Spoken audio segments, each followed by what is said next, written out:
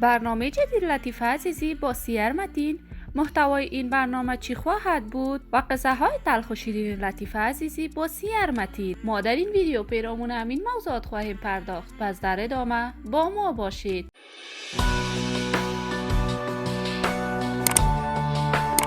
سلام، شما را خوش آمدید میگم به یکی دیگر از ویدیوهای جذاب کانال دنیا اینفو. من مروارید عزیزی هستم. برای حمایت از من علامت سابسکرایب را فشار دهید تا از ویدیوهای دیگر کانال ما هم آگاه شوید. لطیفه عزیزی هنرمند خوش صدا، خوش سیما و ناماشنا در میان جوانان افغانستان است. لطیفه عزیزی کارهای هنری خود را از برنامه ستاره افغان شروع کرد و توانست در این برنامه رقابتی با حمایت مردم مقام سوم را از آن خود کند.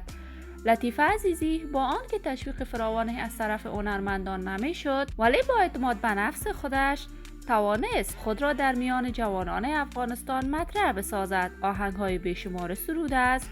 لطیفه عزیزی بعد از سقوط حکومت به کشور امریکا با برادر خود مهاجرت کرد. لطیفه تا سن نوجوانی در کشور پاکستان بود و به همین علت به زبان انگلیسی تسلط کامل دارد. لطیفه عزیزی زمانی که به امریکا رفت دیگر آواز نخواند و خواسته کار مدلینگ را در امریکا به سطح بین‌المللی انجام بدهد.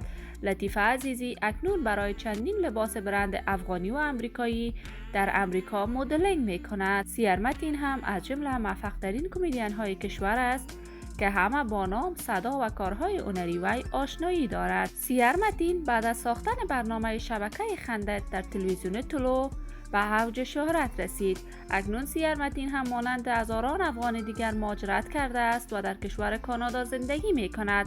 سیر متین خواسته اولین برنامه تفریحی خود را با لطیفه عزیزی آغاز کند. قرار است این برنامه در کانادا ثبت شود و لطیفه عزیزی به شکل آنلاین با سیر متین پاسخگوی تمامی سوالات وی خواهد بود و این برنامه در ماه جنوری سال نو میلادی به نشر خواهد رسید.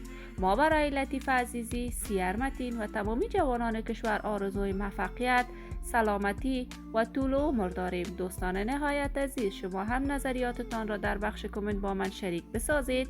اگر تا هنوز دوست کانال من نشدید، پس برای حمایت از خواهرتان علامت سابسکرایب را فشار دهید تا از ویدیوهای دیگر کانال ما هم آگاه شوید. سلامتی شما آرزوی ماست. تا درودی دیگر، بدرود.